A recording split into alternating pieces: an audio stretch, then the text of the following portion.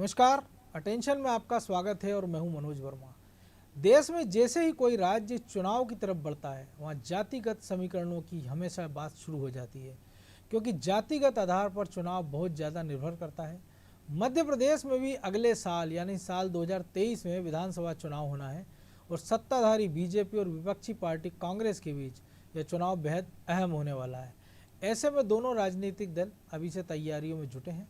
खास बात यह है कि दोनों पार्टियां हर वर्ग को साधने में जुटी हैं।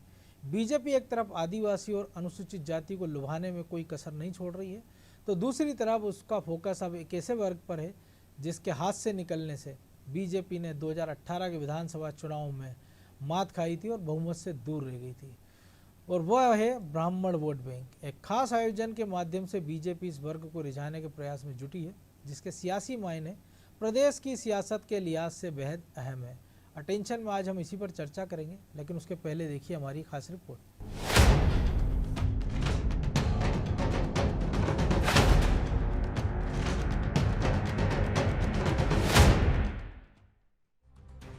मध्य प्रदेश की सियासत में पहले जातिगत फैक्टर इतना अहम नहीं रहता था, लेकिन इस बार भाजपा की चुनावी रणनीति से जाहिर हो रहा है कि पार्टी दलित, ओबीसी, सामान्य वर्ग के वोट हासिल करने, जातियों को केंद्र में रखकर चुनाव लड़ने की तैयारी में है। तो कांग्रेस भी इस मामले में पीछे नहीं है। बीजेपी 2023 के विधानसभा चुनाव के नजरिए से हर वर्ग को साधने की तैयारी में है, जिसके चलते अब ब्राह्मणों को साधने की कवायद शुरू हो गई है। 3 मई को परशुराम जन्मोत्सव के अवसर पर ब्राह्मण समाज प्रदेश भर में बड़े आयोजन करने जा रहा है। इधर राजधानी भोपाल के गुफा मंदिर में 3 मई को भगवान परशुराम की प्रतिमा भी स्थापित की जाएगी। इस आयोजन में मुख्यमंत्री शिवराज सिंह चौहान को भी ब्राह्मण सभा ने न्योता दिया है। इसके अलावा अन्य कई कैबिनेट मंत्रियों को भी न्योता दिया गया है। ऐसे में माना जा रहा है कि पार्टी इस वर्ग पर भी विशेष निगाह बनाए हुए है। मध्य प्रदेश में 10% से ज्यादा ब्राह्मण वोट हैं। राजनीतिक जानकारों की माने तो ये वोट बैंक बीजेपी के पाले में जाता है, जिसके चलते पार्टी पिछले 15 सालों से राज्य की सत्ता पर काबिज थी। लेकिन 2018 के पहले कुछ ऐसे घटनाक्रम हुए कि ये वोट बैंक भाजपा से दूर होता दिखा। कुछ लोगों ने सीएम शिवराज के आरक्षण पर दिए बयान को इसकी वजह माना, तो कुछ राजनीतिक जानकारों ने SC/ST एक्ट में हुए संशोधन के बाद बने हालातों को भी एक बड़ी वजह माना, जिसका नुकसान 2018 के विधानसभा चुनाव में बीजेपी को हुआ और पार्टी को केवल 107 सीटें ही मिली थीं। ऐसे में इस बार पुरानी गलतियों से सबक लेते हुए सबको साधने की कवायद शुरू हो गई है।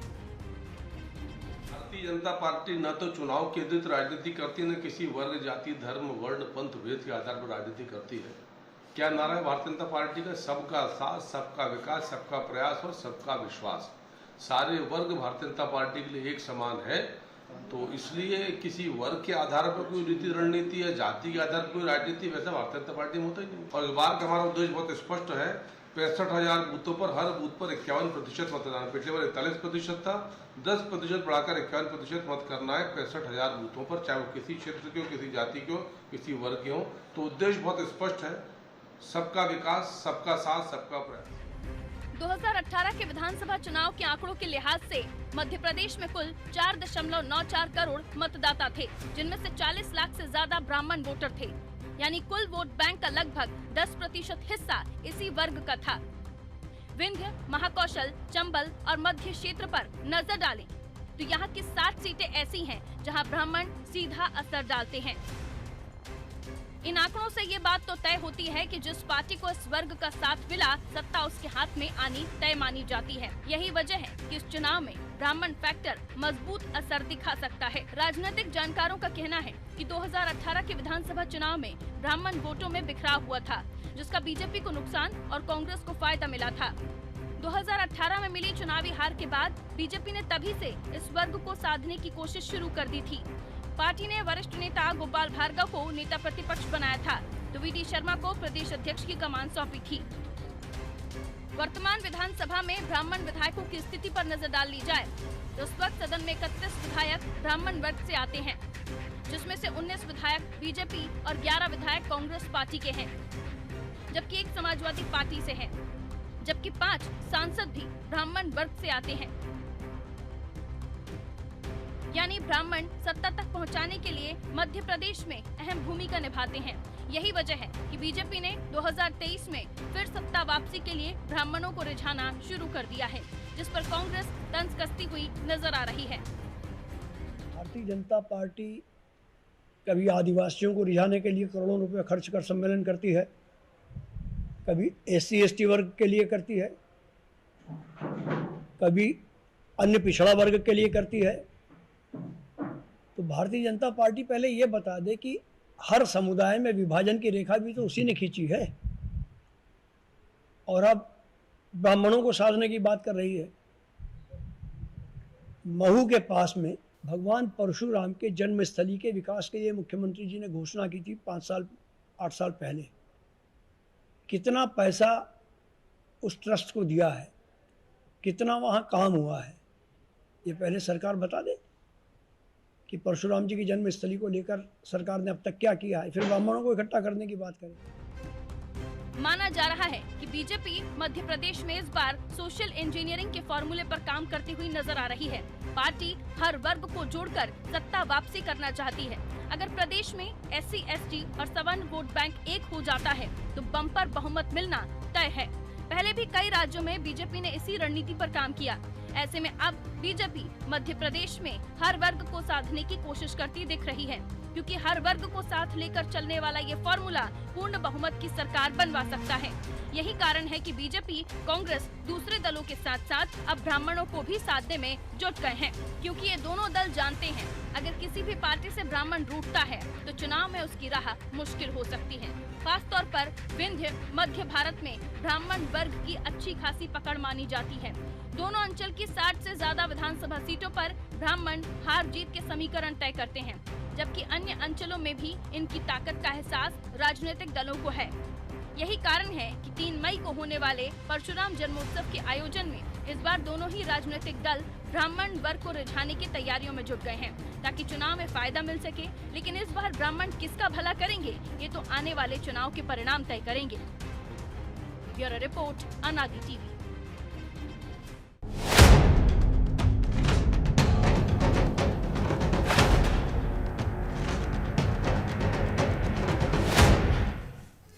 तो क्या ब्राह्मण वास्तव में मध्य प्रदेश की राजनीति में भाजपा के लिए ब्रह्मास्त्र साबित होंगे? इसी को समझेंगे वरिष्ठ पत्रकार देवदत्त दुबे और रंजन श्रीवास्तव के साथ। आप दोनों का बहुत स्वागत है।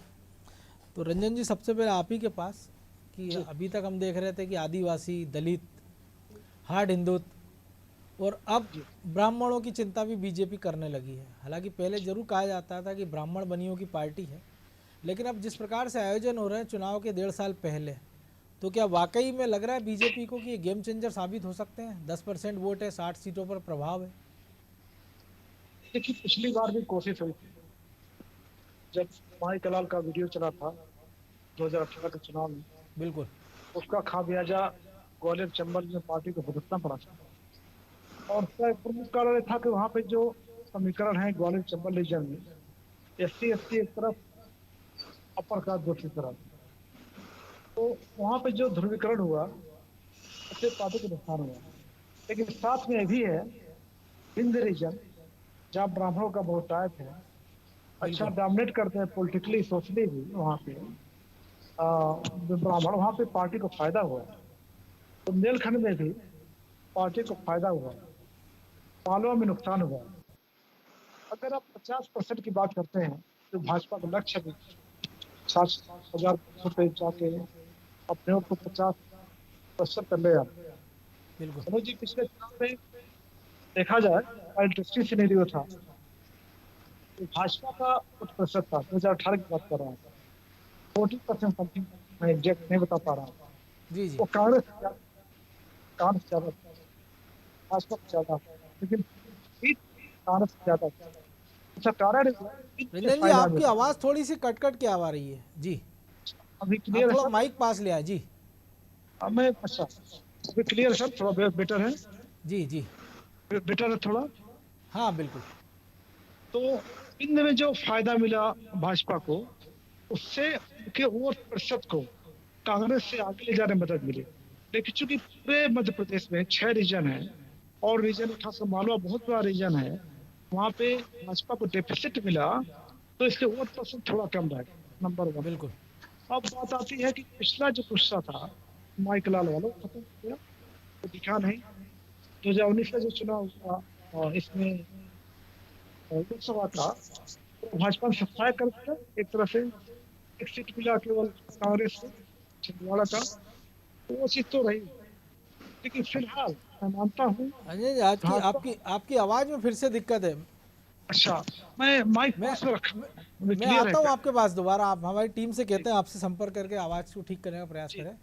तो देवदत्त दुबे जी, पत्रकार के नाते भी और ब्राह्मण के नाते भी, ब्राह्मण इतने मध्य प्रदेश की राजनीति में जरूरी हो गए या मजबूरी हो गए हैं? देखिए, मध्य प्रदेश का आप राजनीतिक इतिहास देखेंगे तो भी ब्राह्मण नेतृत्व यहाँ बहुत सफल रहा है, जो जी पदों पर रहा है।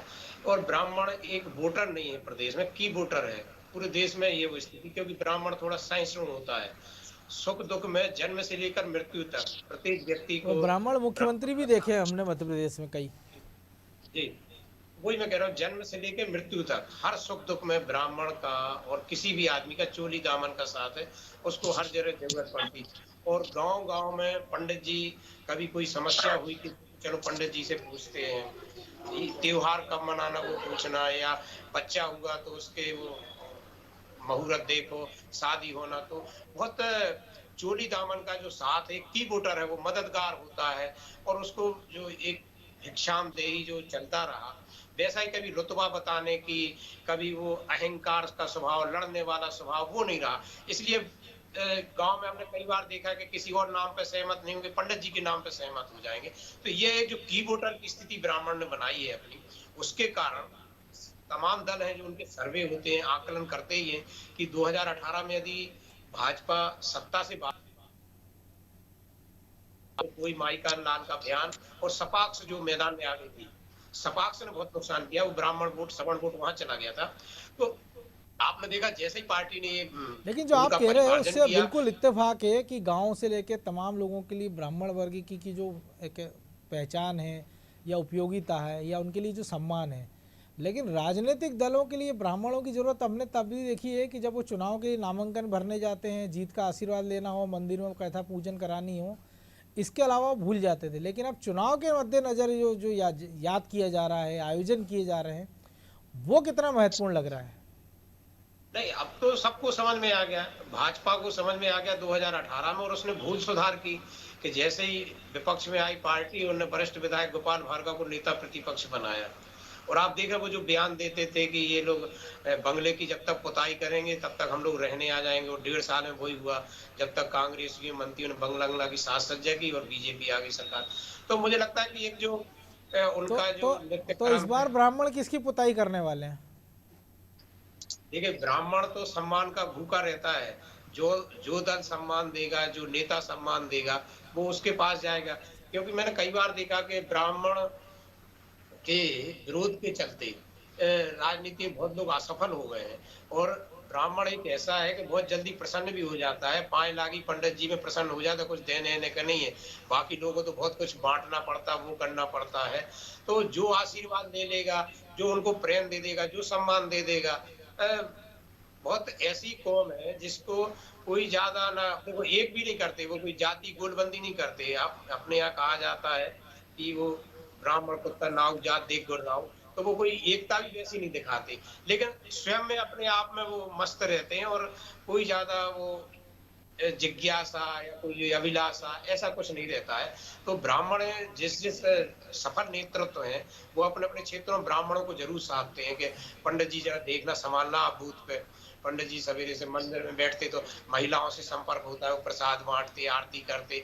तो धीरे से कोई बात कह दी, उन कोई एक पुड़िया ही तो छोड़ते जो गांव में कहते हैं यार तो रंजन जी, मैं आऊँगा आपके पास। रंजन जी, वाकई इतना आसान है या कि अब जैसा हम कह रहे हैं कि बाकी समाज के लोग बार बार जो एक नारा दे रहे हैं, हमने उत्तर प्रदेश में देखा, मध्य प्रदेश में भी, कि जितनी भागीदारी उतनी उसकी हिस्सेदारी। तो अब वो हिस्सेदारी मांगने का वक्त है, क्योंकि उत्तर प्रदेश में हमने देखा था कि टेनी वाला मामला हो, मिश्रा वाला, तो ब्राह्मणों को लुभाने का हर प्रयास किया। हमने देखा था अखिलेश यादव ने तो फरसा भी, जो परशुराम का शस्त्र है, वो लगवा दिए थे सड़कों पे, परशुराम की मूर्ति स्थापित करने की बात की थी, और वहाँ भी एक निर्णायक संख्या में ब्राह्मण थे और बीजेपी को उसका फायदा मिला।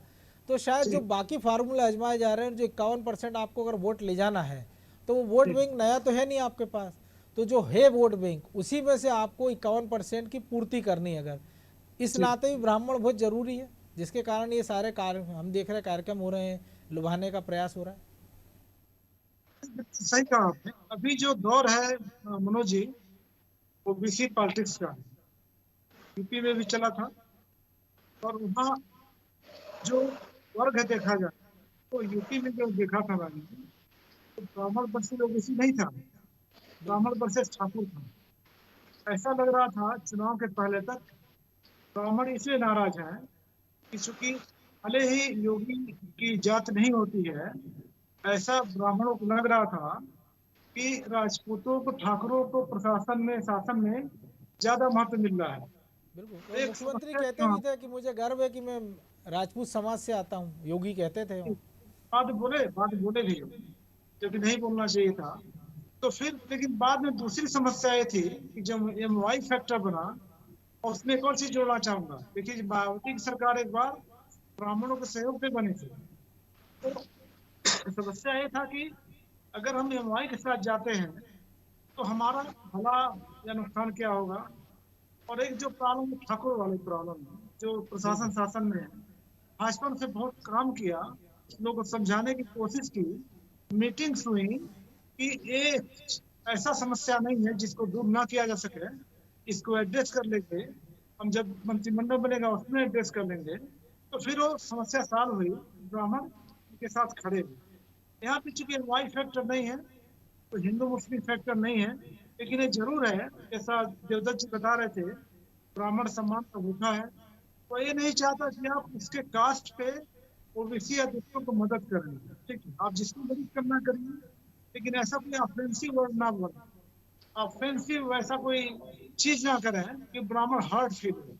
तो ये तो आराम से अपना रोजी रोटी चाहता है, अपना काम करना चाहता है, लेकिन अगर ये दिखेगा कि हमारे छठ के नाम पे या किसी नाम पे दूसरे वर्ग को आगे बढ़ा रहे हैं, तो जाहिर है ब्राह्मण इसमें दिक्कत में आता है।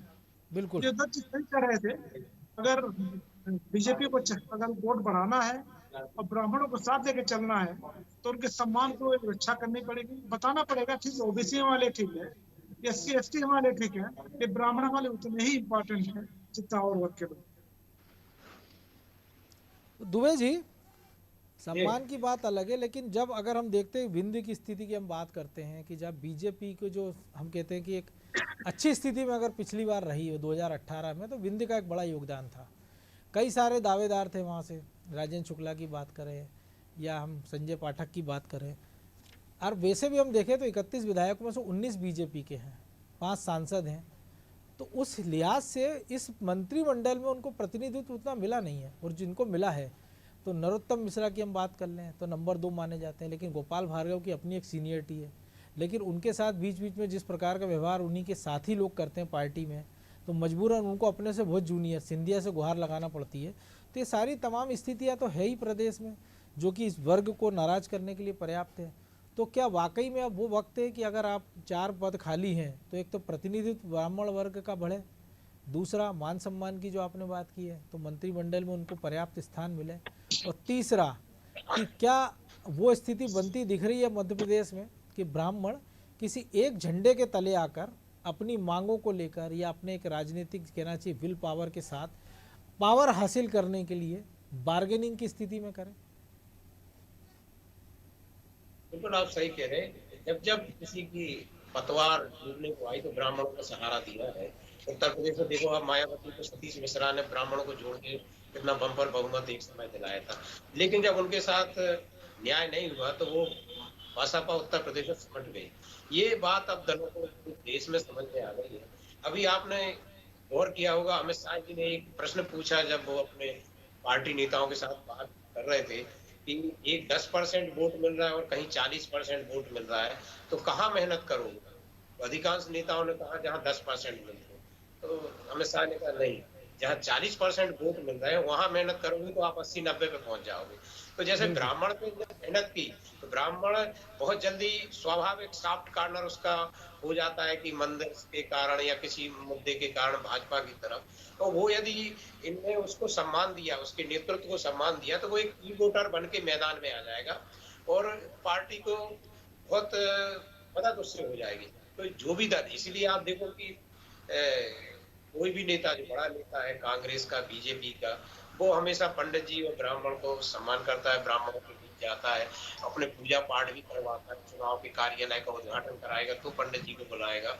तो मुझे लगता है कि इस सहिष्णु जो समाज है उसको आकर्षित करके ये जो सर्वे होते ना, चिंतन होता, इन सब में तो अब 2023 में मुझे लगता है कि बहुत बड़ा फैक्टर बनने वाला है। खींचतान मच गई है ब्राह्मण वोटरों के लिए कि कांग्रेस अपनी तरफ कर रही है, बीजेपी अपनी तरफ कर रही है।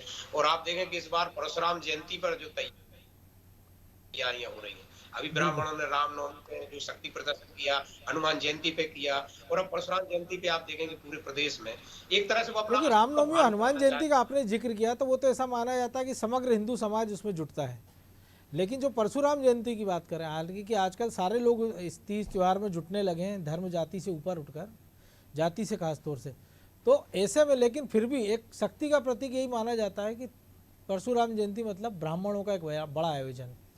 तो उस नाते जो हमने देखा था, के मिश्रा भी कह रहे थे जिस बात का जिक्र जाना पाओ की, जहाँ पे परशुराम जी का जन्म स्थली है, इंदौर के पास महू में है, तो टंटिया भील की मूर्ति भी वहाँ लग रही है, बड़ा आयोजन वहाँ हो सकता है।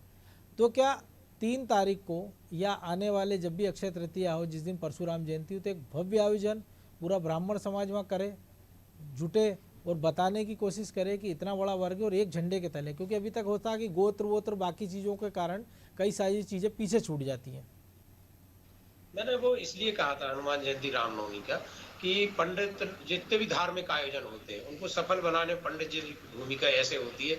आप देखिए इतने बड़े बड़े छोटे छोटे कथावाचक भी हैं और बिना किसी ताम झाम के बसें लगाए, खाना दिए, लाखों लोग क्यों पहुंचते, हजारों लोग क्यों डेली कथा सुनने जाते हैं। तो जो मंदिर में पंडित जी बैठे रहते, आप और हम तो व्यस्त रहते, महिलाएं मंदिर जाती, उनने कह दिया धीरे से, कह रहे पंडित जी कथा कर रहे हैं वहां पहुंचना। ऐसे ही मैंने अभी देखा कि वो कह रहे थे हनुमान जयंती है मनाना है, रामनवमी मनाना है, सबको आना है। अभी मैं सुनने लगा हूँ, आज ही मैं वॉक करने जब गया था तो मंदिर में पंडित जी बोले आप लोग आते नहीं हो, अब वो 3 तारीख को परशुराम जयंती है, सबको आना है, क्योंकि ब्राह्मणों को बहुत वो किया जा रहा है, ब्राह्मणों को अपने सब जाते ताकत दिखाती हैं, ब्राह्मण क्यों नहीं दिखा रहा है अपने ताकत। तो ये सब बातें भी वो करने लगे हैं। तो मैं जो कहता था कि वो केंद्र है, जो उनकी माउथ पब्लिसिटी का केंद्र, वो मंदिर है। और मंदिर ऐसी जगह है कि जहाँ सब लोग जाते हैं, खासकर महिलाएं तो सुबह शाम जाती हैं। और मंदिर की देश की राजनीति में भूमिका सबको पता है। तो रंजन जी, हमने देखा कि ब्राह्मणों की बात करें तो प्रदीप मिश्रा के आंसू के बाद सरकार हिल जाती है। प्रदीप मिश्रा के 2 शब्दों के बाद उमा भारती पहुंच जाती है किले में ताला खुलवाने रायसेन के। तो अब वो पावर दिखने लगा है, लेकिन वो राजनीति की हिस्सेदारी आपको लग रहा है 2023 में बढ़ेगी? नहीं, देखिए, कोई भी पॉलिटिकल पार्टी हो, कांग्रेस हो, बीजेपी हो, किसी भी वर्ग को ऐसा अन्याय या तो उसमें उसको दुखी नहीं कर सकते अगर उनको वोट चाहिए। जैसा मैंने कहा पिछली बार 40% वोट मिला था, लोकसभा में दूसरी पिक्चर थी, वो तो रिपीट होता नहीं। बिल्कुल। तो अगर 40 को हम बेस मान लें तो 10% ज्यादा, जो आपने 10% की बात की थी, अगर ब्राह्मण वोट में 8% भी आ जाता है तो चाहे प्रदीप मिश्रा उसके कारक हो, चाहे कोई मंदिर का मामला हो या परशुराम जयंती हो, किसी कारण से भी बिल्कुल। तो कोई भी पॉलिटिकल पार्टी उससे दूर नहीं रहना चाहिए। और मुझे लगता है कि वो जो एक सेक्टर है, जो सेगमेंट है वोटर्स का, उसको देखते हुए, और भाजपा में एक और चीज जो एक एडिशनल जो पॉइंट है, भाजपा की एडवांटेज है, उनके जो प्रदेश अध्यक्ष हैं वो खुद ब्राह्मण है। तो एक तरह से भाजपा के पास एडवांटेज है ब्राह्मणों को रिझाने का, उनको साथ रखने का। तो उसके साथ भी अगर थोड़ा और एफर्ट करते हैं, क्या परशुराम जयंती और भी रिवीजन हो, तो इससे जाहिर कुछ फायदा मिलेगा। वहाँ पे अभी एडवांटेज है कांग्रेस के पास, कमलनाथ प्रदेश अध्यक्ष हैं, और जो गोविंद सिंह और नेता प्रतिपक्ष बने हैं वो ठाकुर हैं, वो ब्राह्मण नहीं है।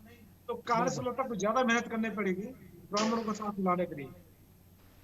बिल्कुल। चलिए, अब चूंकि समय इजाज़त नहीं दे रहा है इसलिए चर्चा को यहीं विराम देना होगा। आप दोनों का बहुत धन्यवाद इस विश्लेषण के लिए। तो निश्चित तौर पर अभी तक हमने देखा है कि जाति जो नहीं जाती वो जाति, और जब जातिगत समीकरणों की बात आती है तो फिर सारे वर्गों की ओर ध्यान जाने लगता है, फिर ओबीसी हो, आदिवासी हो, दलित हो। लेकिन उत्तर प्रदेश की घटनाक्रम के बाद अब ब्राह्मण भी एक वोट बैंक के रूप में पॉलिटिकल पार्टियों को नजर आने लगा, और शायद अपनी इस ताकत को ब्राह्मण भी पहचान रहे हैं। और उत्तर प्रदेश के नतीजे के बाद मध्य प्रदेश में जिस प्रकार बड़े पैमाने पर परशुराम जयंती मनाने की तैयारियां चल रही हैं और सारे राजनीतिक दलों में उसमें शामिल होने की होड़ मची है, तो इस बात को साबित करती है कि अगर ब्राह्मणों का 10% वोट अगर किसी एक पार्टी के साथ एक मुश्त चला जाता है तो वो फिर मध्य प्रदेश की राजनीति में गेम चेंजर साबित हो सकता है। अटेंशन में आज इतना ही, मुझे दीजिए इजाज़त और आप देखते रहिए अनादि टीवी। नमस्कार।